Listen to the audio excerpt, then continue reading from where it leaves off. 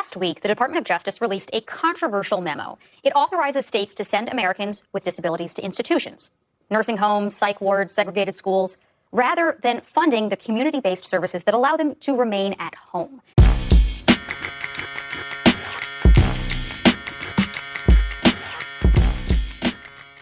What's up, YouTube? Drill Sergeant here, and we've got some training for the resistance here. We've got some history lessons for the resistance, and there's some information that's especially for my black folks out there, for the brothers and sisters. As James Brown used to say, I'm not that talented. He had the voice of an angel. Anyway, here's the deal. What you saw first, that clip there, may very well seem abhorrent just as a human being, the humanity of it all, right? Just as a decent person. But you need to understand resistance, the history of this. You need to understand that it is the playbook that they've been using, which is the normalization of dehumanization. This is the type of thing that you have to do in order to carry out a Holocaust. This is the type of thing you have to do in order to carry out a Holocaust. Most people that have a bias, most people that have a mean streak, most kids that tease and bully disabled people realize at some point when their brain fully grows and they've become fully developed that they don't like doing that, seeing it, not where they are, not by themselves. In a group, it gets easier. In a society built on it, it becomes second nature, commonplace. Look away. I'm gonna let you watch this. Afterwards, there are a lot of pieces, a lot of things as a resistance you need to understand about this memo and about Stephen Miller. I'm sorry. I know. I know you just dried up, women. Everything just dried up immediately as soon as I said that. I'm sorry, but we have to do it. Watch this. Last week, the Department of Justice released a controversial memo. It authorizes states to send Americans with disabilities to institutions, nursing homes, psych wards, segregated schools, rather than funding the community-based services that allow them to remain at home. This would undo decades of community integration reforms, including longtime Supreme Court precedent that was designed to allow those with disabilities to live independent, productive lives. This week, we learned that White House Homeland Security Advisor Stephen Miller was behind that memo, according to Bloomberg Law, who spoke to people who were briefed. And while spokespeople for both the White House and the DOJ denied that Miller played a role in the memo, this attempt to remove folks with disabilities from their communities tracks with his exclusionary vision for this country. Miller is infamously obsessed with demographics, crowing just today about deporting Haitian migrants and refugees. Under his watch, DHS has produced a trove of state propaganda, which experts say promotes white nationalist slogans and iconography. He is also, of course, the architect of Trump's draconian immigration policies. And as the New York Times reports, during a private meeting during the last presidential campaign, Trump reportedly told staff that Miller wants to deport more than 2/3 of this country's population, leaving behind only those who look like him. For its part, the White House denies that reporting, but it certainly seems consistent with an ethos that says, if you can't deport your undesirables, at least hide them away. If you can't deport your undesirables, at least hide them away. Here's the deal. Number one, this rat-faced, Nazi-loving Jewish person, that's him, self-hating. I'm not going to get into any more insults. This is too important. If you can't deport your undesirables, at least hide them away. For the black people, we all know that we have been the one thing drawing, kicking and screaming, dragging them, this entire country, into decency. If it was not for black people in this country, there would just not be the rights and the laws and the privileges that every other person of color and every other minority community, including disabled people, would enjoy, could enjoy. They would not exist. We have taken this country kicking and screaming into the proximity of decency, decade after decade after century after century. So black folks in this country don't need to learn empathy, is what I'm saying. We brought it here. We brought it here. It's imperative that we remember, just like how it stems from our fight. Everything later, no matter what side they hit, rises back up to our fight. Now, the reason why they want to do these things to the disabled folks, and the playbook that I'm talking about isn't just Project 2025. The playbook I'm talking about is the Nazi playbook. I'm going to read something to you, and hopefully everything will become clear. If you can't deport your undesirables, at least hide them away. This is what the Weiner Holocaust Library has to say about that. People with disabilities were some of the first prosecuted under the Nazis. The Nazis believed that people with disabilities did not and could not be a part of the German master race. They believed that they were genetically impure and a financial burden on the state. Ultimately, this view led to the murder of thousands of disabled people. The Nazis started their oppression of people with disabilities shortly after their rise to power.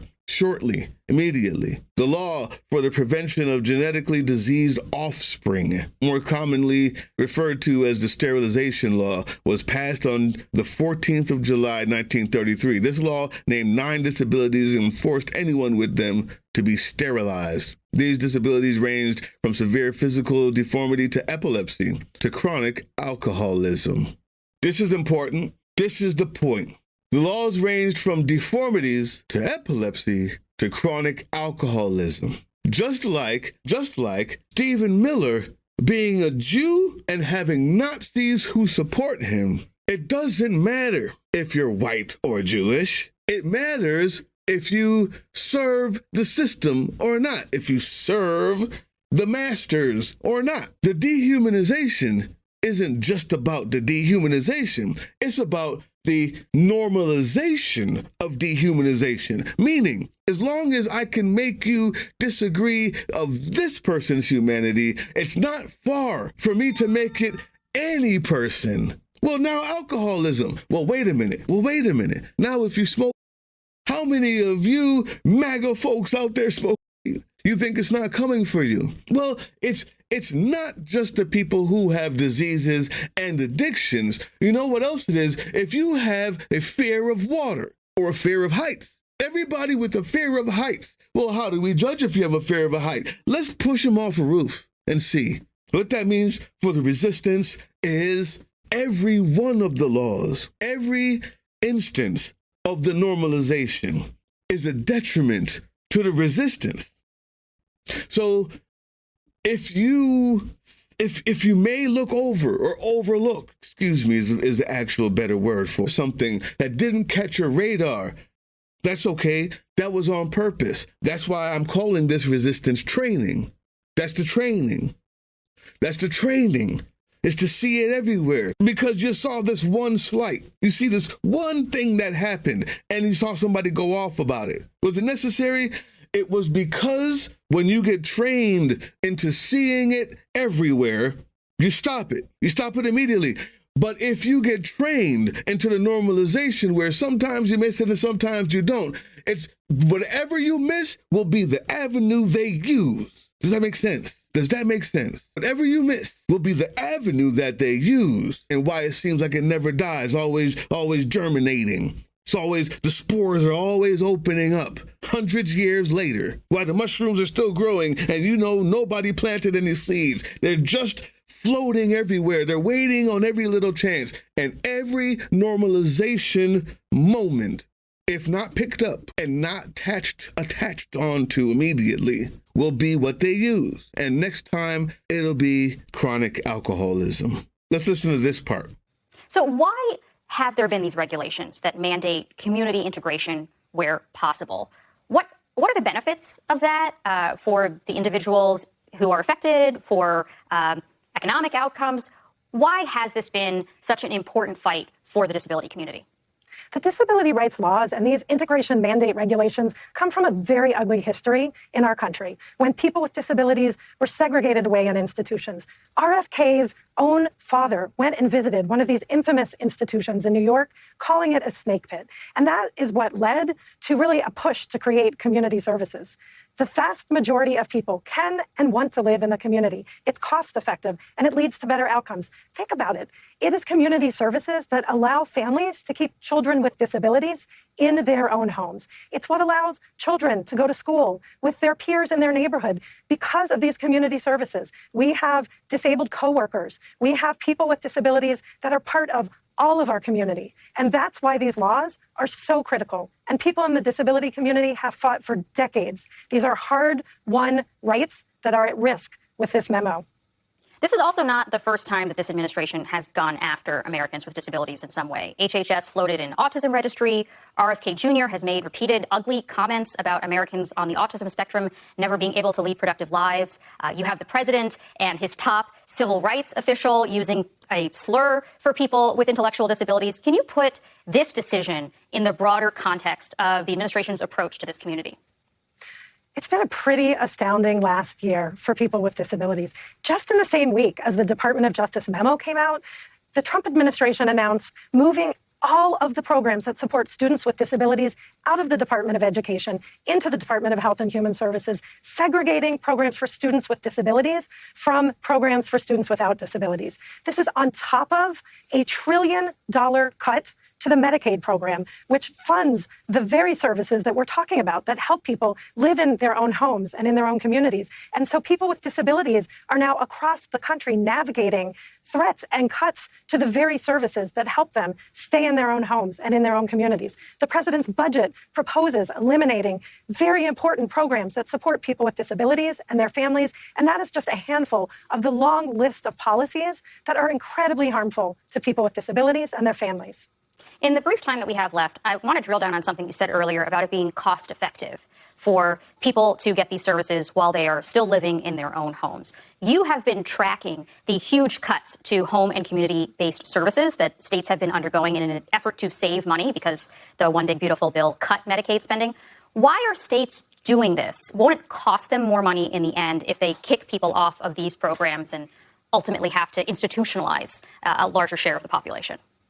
Well, it is true that it is cost effective. We can serve 3 people for every 1 person in an institution. The reason states are cutting these important community services is they know people will do anything to stay out of institutions. We are already starting to see with the states, almost half of states already starting to cut services in response to the One Big Beautiful Bill Act, H.R. 1. And we are seeing people trying to find ways to manage. Families having to leave their jobs to fill in and provide those services and supports. We see people who will do anything not to go into a nursing home, people who are making choices about maybe I won't get a shower this week, maybe I won't be able to get out of bed, people who are willing to even die in their own homes to avoid going into an institution. It is an existential threat for the disability community. Why the laws are so critical. What she said there is what I'm going to next. When you're able to otherize people or to have enough people agree that it's okay to put them over there, you get Delaney Hall. Why in Nazi Germany were they able to go after the disabled first? Well, because they weren't as racist as America. You realize that, right? You realize that, right? You realize that what America is doing now to ease all of the white people and all of the people who are wanted here in their minds, which, if you heard the first clip, is only 1/3 of the people who are here. I don't know how they think they can run a country with the 1/3 of people who are here.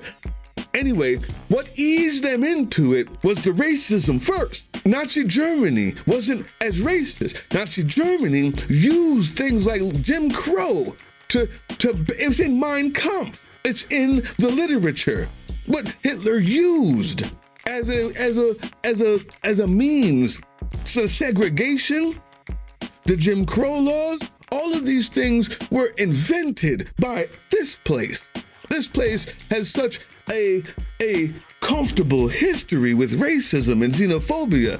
Nazi Germany was less racist than here.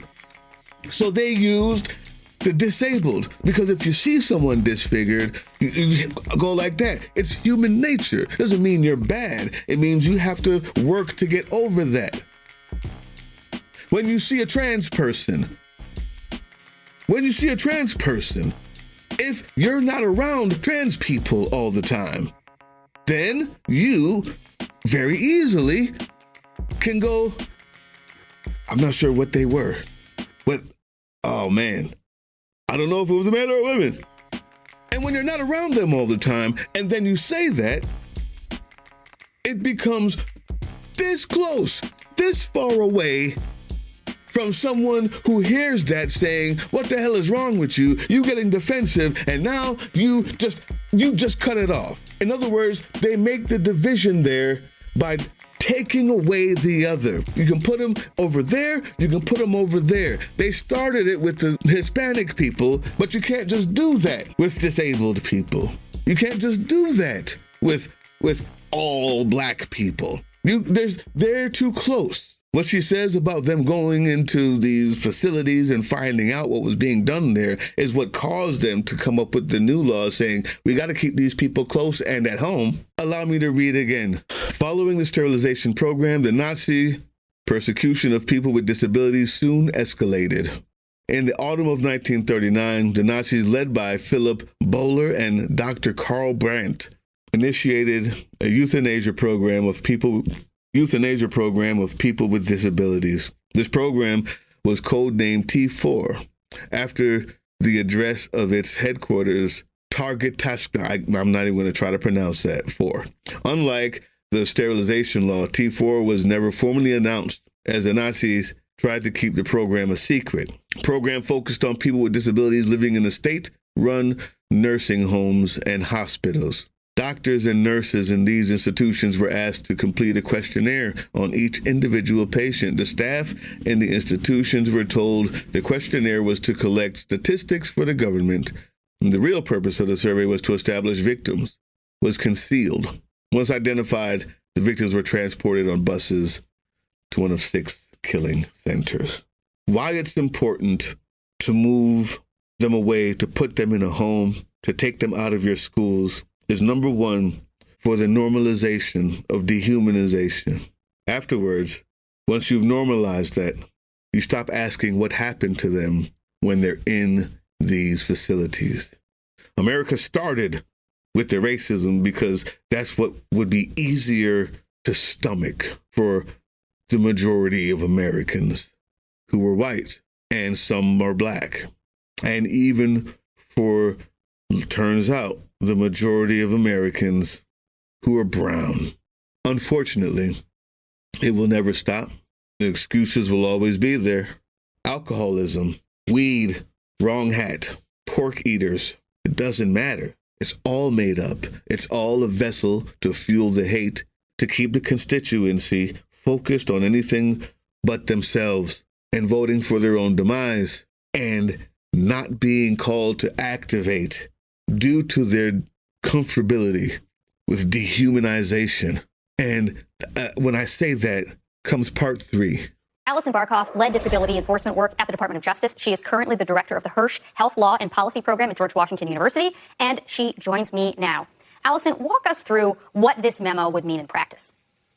So this memo is shocking in its reversal of 50 years of policy by the United States government that states should provide services to people with disabilities in their own homes and in their own communities instead of locking them away in institutions, hiding them away from society. And what this means in this reversal is that the main enforcer of disability rights laws has now said, we are not going to continue with that work. That's going to mean settlement agreements being undone, new positions in court, and the memo talks about undoing decades-long regulations that have been in place. As always, with these fascist type of governments, if you've noticed, all of the state-run things are the problem. But I bet you the institution they're going to go into will be private. I bet you, for the love of money, those private institutions won't mind doing what I said would happen in part 2, where they'll just send them to be killed in another place. In Tilly Detention Center, in Delaney Hall, in Whipple, in alligator Alcatraz that is now thankfully closed down, in large part due to the vigils that were going to freedomvigils.org. Go there. See where they're planning the next one, because they actually got it done. The point is, none of this works without the money involved. All of this, the reason why Nazis will be okay with Stephen Miller, even though he's Jewish, is because they know that in the end, what can happen is they will get the contract. Geo Group is probably already building an insane asylum. It's already building a place to hold people with disabilities, including autism, including epilepsy, including deformations of the hand, the feet, cleft lip, cleft palate, baldness. Without the money, without the institutions that are private, making sure that all of this goes through, none of this goes through. That's it. That's the rub. That's the rub. So the way we fight is also through the money. It's time for the boycott. Many of them. It's time for the slow down completely of the jobs. It's time for the slow down completely of the jobs. It's time for every sick day and every work day to be done. It's time for unions to do what they were supposed to do, what they were built for. And too many of them now have turned a new leaf. I have a lot of work to do because I personally need more access or relationships with people who understand the money. If you do, or you know people, hit me up. Without them, without those institutions, without those private companies, thoughts like this, what we're seeing here, become non-existent, unfathomable, and unable to be pushed into a reality. Fascists always collaborate with the rich, and then the rich believe that they are cocooned and protected from the fascism, so they don't give a fuck. We have to make them pay. That cocoon must break. There's a lot of ideas on that. I'd like to hear more, and I'd like to get it started immediately. We can do one thing, though. 7 days in D.C., June 28th through July 4th, happening D.C., Washington, D.C. I hope to see you guys there. Time to fight is now. Hey, yeah, you.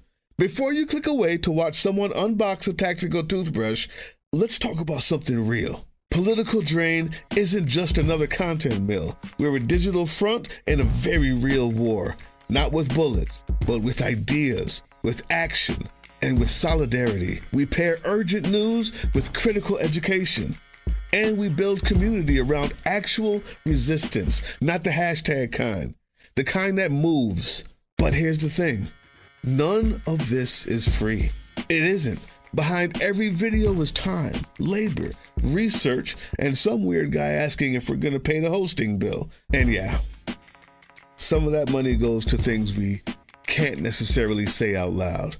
If you know, you know. Let's just say our special ops aren't Call of Duty LARPers. They're people making real moves to protect, uplift, and organize. You're not just funding a channel. You're funding a resistance network in a world where capital still calls the shots. Unfortunately, in a system built on artificial scarcity, even mutual aid has a price tag. And if we want to grow, if we want to win, we need your help. We need your help. So if you've got even a few bucks to spare, toss it our way. It's not for ads. It's not for merch drops, but for people making moves in the shadows so others can do it in the light. It's just us and you. So fund the mission, fund the fight, fund the future, because nobody's coming to save us. We save each other. That's how this works.